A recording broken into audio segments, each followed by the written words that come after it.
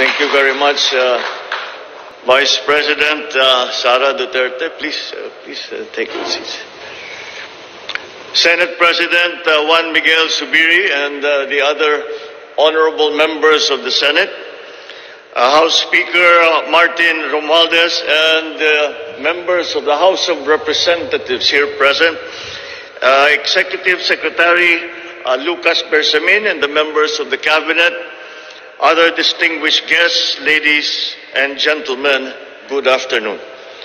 I am pleased to join you here as we sign into law the SIM Card Registration Act. With the signing of this act, we will finally achieve what has long been overdue, an effective means of regulating the issuance of SIM cards to curb the spread of spam text messages and scams. We will soon be able to provide law enforcement agencies the tools needed to resolve crimes perpetrated with the use of these SIM cards, as well as providing a strong deterrence against the commission of wrongdoing. Under the SIM Card Registration Act, every public telecommunication entity or direct seller shall be required to demand end users of SIM cards to present a valid identification document to validate their identities. These telecommunications entities shall also be required to maintain a SIM card register of their subscribers, containing information required under this law. It also mandates that they submit a verified list of their authorized dealers and agents nationwide to the National Telecommunications Commission with updates every quarter of the year. To cover all users of SIM cards in this act, telecommunications entities are mandated to ensure the registration of existing prepaid SIM card phone subscribers within a prescribed period. Failure to comply results to the grant of authority for telecommunications entities to automatically deactivate services to the specific SIM card subscriber under the force of law. The use of false or fictitious information, the use of fictitious identities, the use of fraudulent documents or identifications to register a SIM card shall also be dealt with by appropriate penalties.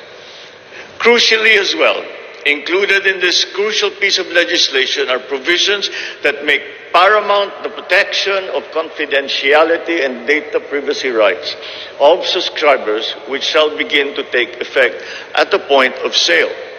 Any information in the SIM card registration shall be treated as absolutely confidential unless access to this information has been granted by the written consent of the subscriber.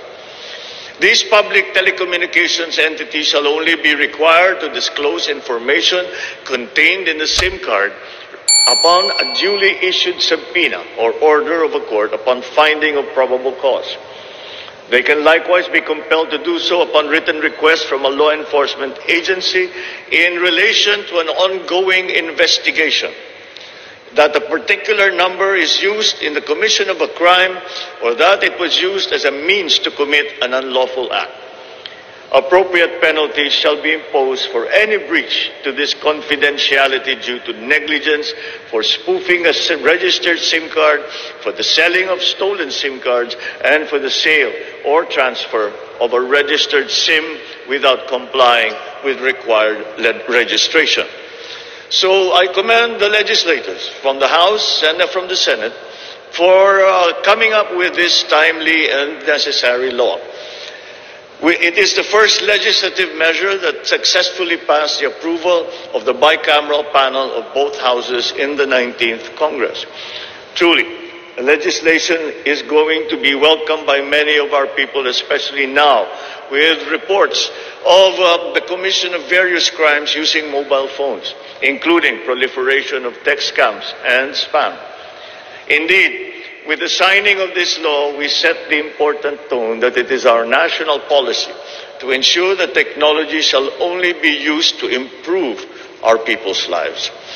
Moving forward, it is my hope that we will be able to enact even more measures to help bring forth the security, progress, and prosperity that we aspire for for our Filipino brothers and sisters and for the entire nation.